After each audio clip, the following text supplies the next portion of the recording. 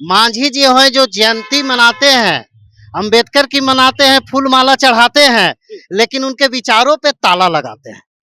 फूल माला चढ़ाते हैं लेकिन अंबेडकर के विचारों पे ताला लगाते हैं। ताला कैसे लगाते हैं? जब मैं आपको बताना चाहता हूं कि जब इस देश के गृह मंत्री जब बोले थे कि अंबेडकर का नाम लेना फैशन हो गया है, और इतना बार अगर हम भगवान के नाम लेते तो भगवान मिल जाते। उस समय मैं मांझी जी से पूछना चाहता हूँ, इनके मुंह में क्या दही जम गए थे? बारीकी से पत्रकारिता करते हैं, इनके भाषण को आप सुनिए, आराम से देखिए। एक कभी भी कहीं भी जाएंगे भाषण देने के लिए तो बोलेंगे हम तो दलित हैं, हमारा तो कुछ नहीं चलता है, हमें केंद्र में ये मिलना चाहिए था, राज्य में ये मिलना चाहिए था, हम ठगा ठगा महसूस कर रहे हैं। तो मैं पूछना चाहता हूँ कि यहाँ क्या तालिबान का शासन चल रहा है? पाकिस्तान का है यहाँ शासन? अरे यहाँ तो आपकी शासन है भाई। केंद्र में आप मंत्री बैठे हैं, बेटा आपके यहाँ मंत्री हैं, मांग किन से कर रहे हैं? नीति में जो मैनिपुलेट करते हैं ना, वो जो इनसे कोई सीखे तो ये मांझी जी से सीखना चाहिए कि राजनीति में कैसे लोगों को मूर्ख बनाया जाता है, इनकी चाल में लोग कैसे फंसते हैं। लेकिन आज के दलित समाज, युवा समाज खास करके, वो पढ़े लिखे हैं और वो समझ चुके हैं कि मांझी जी केवल अपना परिवार का अपना पेट भरने के लिए, और कहीं न कहीं मांझी एंड कंपनी का ये डेवलपमेंट हो, इसके लिए वो कार्य कर रहे हैं। इस तरह का वो काम करते तो हमेशा यूज एंड थ्रू हो ही रहे हैं। वो अपना दर्द बयां करते हैं। आप सुनते होंगे कि मुझे 4 रोटी का भूख था, मुझे रोटी नहीं मिला, मुझे झारखंड चुनाव में, दिल्ली चुनाव में मेरी कैपेसिटी को कम आ गया, हम बीजेपी का औकात दिखा देंगे। लेकिन बीजेपी ने जब इनका क्लास लिया ना, तो बोले मोदी जी के कृपा से, हाथ जोड़ के, मोदी जी के कृपा से हम मंत्रालय मिला हुआ है और हम वहां टिके हुए हैं। जब उनको स्क्रू हुआ और दिल्ली में जब स्क्रू हुआ तो वहां से वो भागते भागते आए बिहार, आनंद फानंद में अपना पार्टी के बैठक करते हैं और बोलते हैं कुछ नहीं बोलना है अभी। इस अगर देश में कोई पहला नाम आएगा तो वो जीतन राम मांझी और संतोष मांझी है, जो अपने समाज को बेचने का काम कर दिया, गिरवी रखने का काम कर दिया। लेकिन इनका समाज अब जाग चुका है।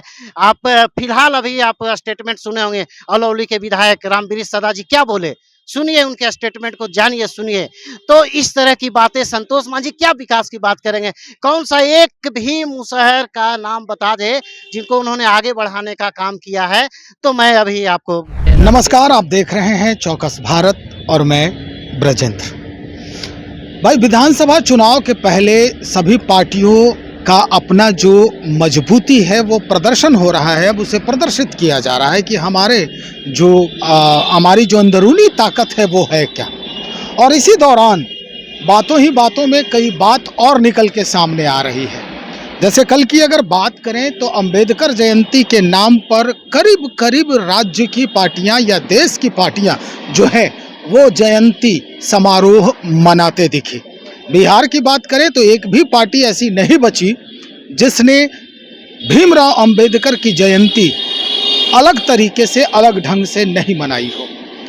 हम की बात कर रहे हैं जीतन राम मांझी, जिसके प्रणेता हैं, फाउंडर हैं, और इस वक्त एक तरह से हम के लिए गार्जियन भी कहे जा सकते हैं, केंद्र में मंत्री भी हैं। उन्होंने भी पार्टी का जो है अंबेडकर जयंती मनाया है और मीडिया से बात करते हुए कई बात साझा भी कर दिया है। उन्होंने यहाँ तक तो कह दिया, कई सवाल पूछे गए उनसे अंबेडकर जी के बारे में, बोलते बोलते उन्होंने एक सवाल पर यह कह दिया कि हसुआ के ब्याह में खुरपी का गीत नहीं गाना चाहिए। क्या कुछ बातें हैं हम आगे बताएंगे, आपको साझा करेंगे इस सारे बातों को।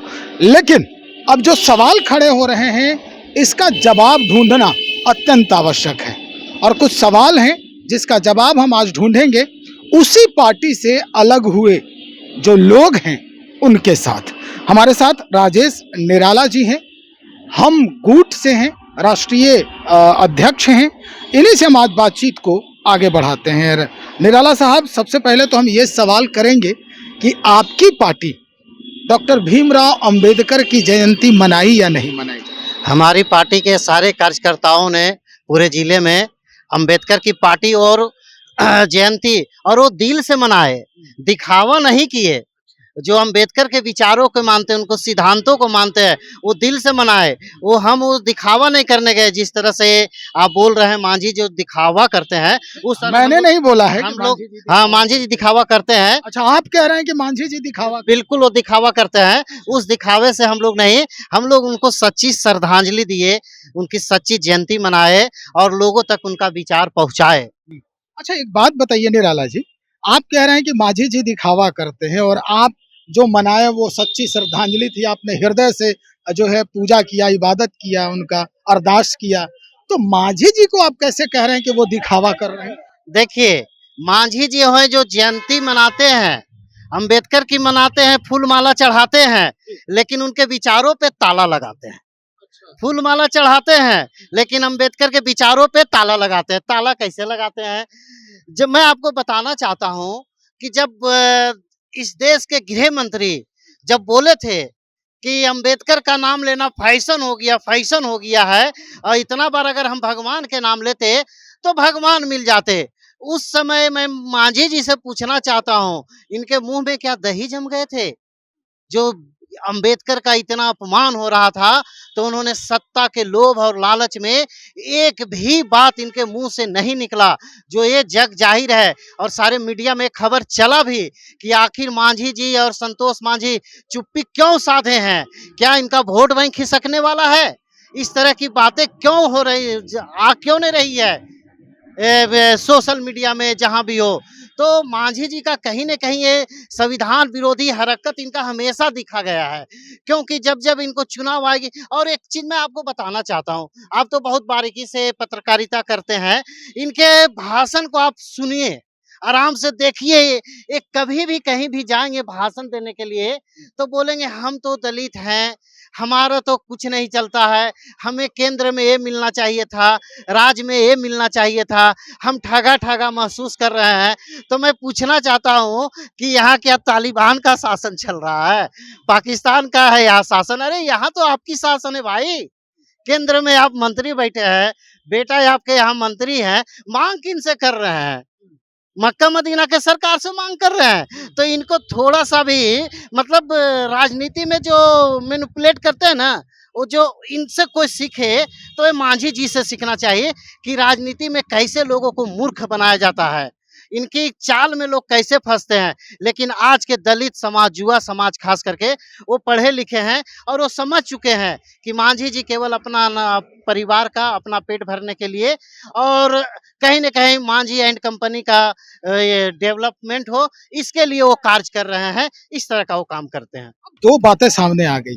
आपने कहा कि मांझी जी कहते हैं कि दलित हैं, हमारा कुछ चलता नहीं है। तो दूसरी बात ये कि मांझी जी जहाँ पर इस तरह की बात निकाल रहे हैं, वहीं इनको मंत्रालय दे करके या कोई पद दे करके, बड़ा पोस्ट दे करके इनको इनका मुँह जो है वो बंद करने की फिराक में है। जो पार्टी एनडीए गठबंधन में है, जो बड़ी पार्टी है, वो क्या मुँह बंद करना चाहती है या फिर इन्हें सिर्फ यूज़ एंड थ्रो किया जाता है? बिल्कुल, आपने यूज़ एंड थ्रो के लिए तो बीजेपी जानी जाती है, जो सारा जग ज़ाहिर है। आप महाराष्ट्र में देखें शिंदे को कैसे यूज़ एंड थ्रो किया, नेक्स्ट बारी है नीतीश कुमार जी का, इनका भी यूज़ एंड थ्रो होगा और मांझी जी तो हमेशा यूज़ एंड थ्रो हो ही रहे हैं। वो अपना दर्द बयाँ करते हैं। आप सुनते होंगे कि मुझे 4 रोटी का भूख था, मुझे रोटी नहीं मिला, मुझे झारखंड चुनाव में, दिल्ली चुनाव में मेरी कैपेसिटी को कम आ गया, हम बीजेपी का औकात दिखा देंगे।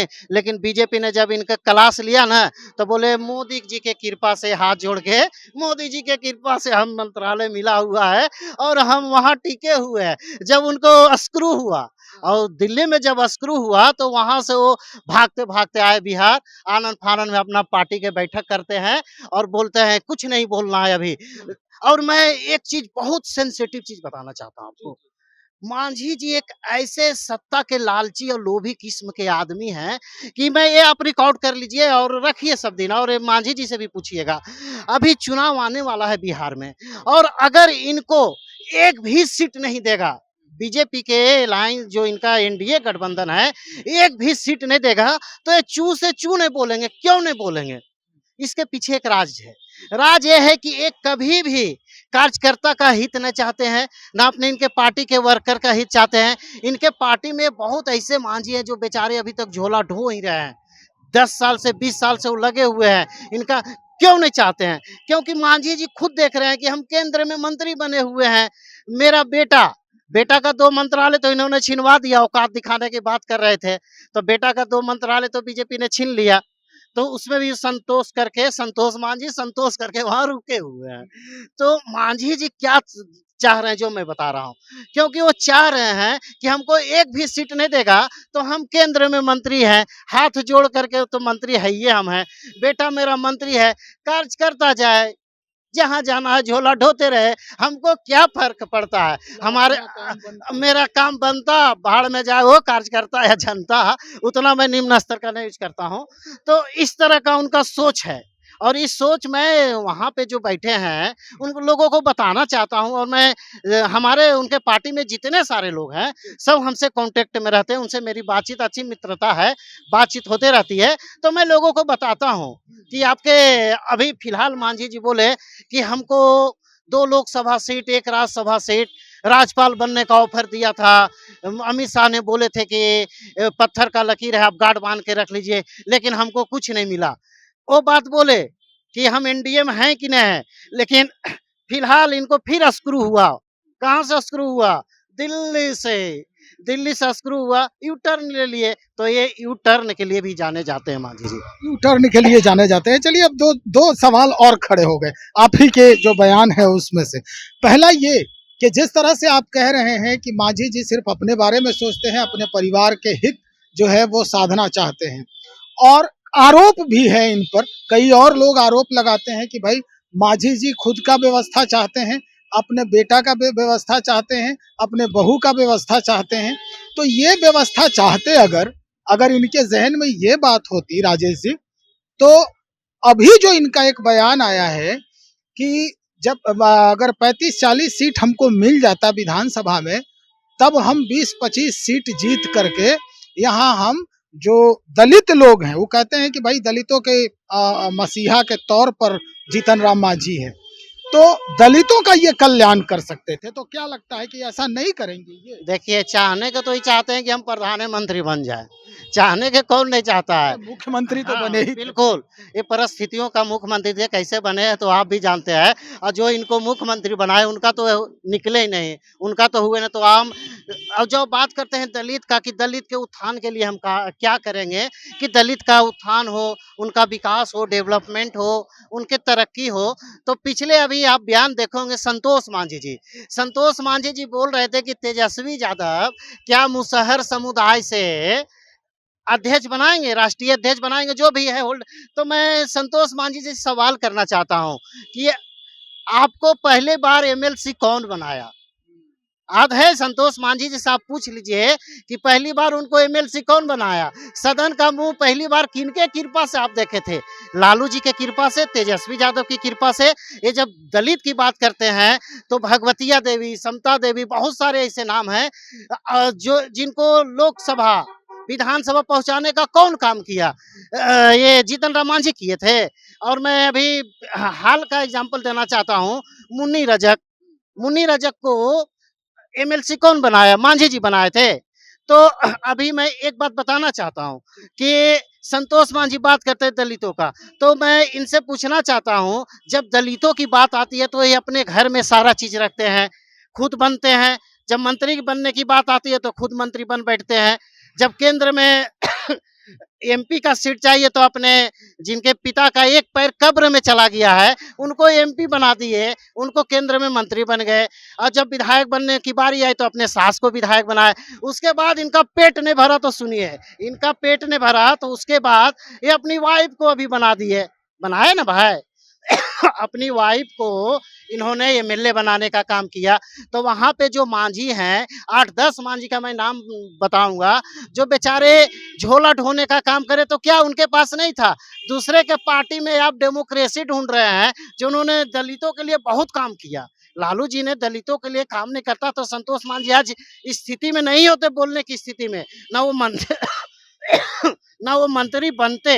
तो मैं ये पूछना चाहता हूँ संतोष मांझी साहब, सवाल कीजिए कि जब आपको मौका मिलता है तो अपने परिवार, और एक मैं बात और बताना चाहता हूँ, मंत्री के कोटे से रखना रहता है, आदमी को रखना रहता है, स्टाफ रखना रहता है, केंद्र में हो या चाहे राज्य में हो, तो ये स्टाफ किसको रखे हैं पता कर लीजिए उनसे। वो स्टाफ अपने साला, सरहद, साढ़ू, बेटी के भाई बहन, इस तरह के लोग जो उनका अपना है, और जो वहाँ मांझी 2-4 मांझी को अगर उनके परिवार को वहाँ रख लेते तो उनके बेटे को अच्छे स्कूल में पढ़ाई लिखाई होती, उनकी अच्छा शिक्षा दीक्षा मिलता, दिल्ली में रहते उनका लाइफ स्टाइल थोड़ा बदलता। तो ये किस मुंह से बात करते हैं दलित उत्थान का, हमको समझ में नहीं आता है। कल ही तो बयान दिया है जीतन राम मांझी ने कि भाई अंबेडकर कहते थे कि समान शिक्षा होना चाहिए, प्रणाली समान होना चाहिए, क्योंकि अंबेडकर की वो बातें थी। तो फिर आप कैसे कह रहे हैं कि सिर्फ अपने अंबेडकर जी तो कहते थे मेरे विचारधाराओं को जन जन तक पहुंचाओ, समाज के जो आखिरी पायदान पे बैठे हैं उनको पहुंचाओ। लेकिन मैं तो पहले ही आपको बोला कि ये फूल माला चढ़ाते हैं अंबेडकर के ऊपर, लेकिन उनके विचारों पे ताला लगाते हैं। तो ये संघियों के गोदी में क्यों जाके बैठे हैं, क्यों खेल रहे हैं? मांझी जी मनु स्मृति लागू करने के लिए उतावला हो रहे हैं, एकदम पूरे उतावला है, एकदम अखाड़ा में जा रहे हैं। और ये क्या समाज के दलित के उत्थान की बात करेंगे? अगर ये दलित के उत्थान की बात करते तो एमएसएमई मंत्रालय मिला है, ऑन रिकॉर्ड उनसे लिस्ट मांग लीजिए कि अभी तक इन्होंने एमएसएमई से कितने दलितों के लिए लोन की व्यवस्था किए, कितने दलितों के लिए छोटे छोटे एमएसएमई में जो रोजगार उद्योग धंधा मिलता है, कितने लोगों को इन्होंने रोजगार उद्योग धंधा दिलवाने का काम किया। तो इनसे ऑन रिकॉर्ड पूछिए, नहीं तो लिस्ट जारी करे। ये केवल दलितों का यूज करते हैं वहां जहां इनका पेट भरने का अपना स्वार्थ। क्योंकि मैं पहले बता दूं कि सत्ता का अगर लोभी या लालची इस अगर देश में कोई पहला नाम आएगा तो वो जीतन राम मांझी और संतोष मांझी है, जो अपने समाज को बेचने का काम कर दिया, गिरवी रखने का काम कर दिया। लेकिन इनका समाज अब जाग चुका है। आप फिलहाल अभी आप स्टेटमेंट सुने होंगे, अलौली के विधायक रामवृक्ष सदा जी क्या बोले, सुनिए उनके स्टेटमेंट को, जानिए, सुनिए। तो इस तरह की बातें संतोष मांझी क्या विकास की बात करेंगे? कौन सा एक भी मुसहर का नाम बता दे जिनको उन्होंने आगे बढ़ाने का काम किया है? तो मैं अभी आपको पूछ लीजिए उनसे जाके आप। चलिए, बहुत शुक्रिया जानकारी देने के लिए। राजेश निराला, हम गुट के राष्ट्रीय अध्यक्ष, बातचीत कर रहे थे। कई सारे सवाल खड़े हो गए और इन्हीं सवालों का एक एक करके इन्होंने जवाब दिया है। हम अब ये समझना जरूरी समझ रहे हैं कि भाई आखिर जो राजनीतिज्ञ हैं, जो राजनीति के खुद को पुरोधा कहते हैं, जो कहते हैं कि इस कौम के लिए, इस समूह के लिए हम ही सिरमौर हैं, भाई उनकी सच्चाई अगर ऐसी है तो क्या ऐसे लोगों पर भरोसा करने लायक है? सवाल यही खड़ा होता है। अगर ऐसा नहीं है तो फिर जिस तरह के आरोप लग रहे हैं, इन आरोपों का खंडन सार्वजनिक रूप से क्यों नहीं होता है? कई आरोप लगाया इन्होंने। आरोप में सबसे अगर हम महत्वपूर्ण आरोप समझें तो जो जिस मंत्रालय का मंत्री है ये, क्या उस मंत्रालय के तहत, उस विभाग के तहत जो दलित लोग हैं, मुसहर जाति के लोग हैं, उन्हें लोन दिया गया है? अगर दिया गया है तो जीतन राम मांझी को वाकई में इसे सार्वजनिक करना चाहिए, ताकि विधानसभा चुनाव में इसका लिवरेज उन्हें और मिल सके। तो चलिए, और लोगों से हम बातचीत करते हैं और उसके बाद फिर हम आपके समक्ष हाजिर होंगे।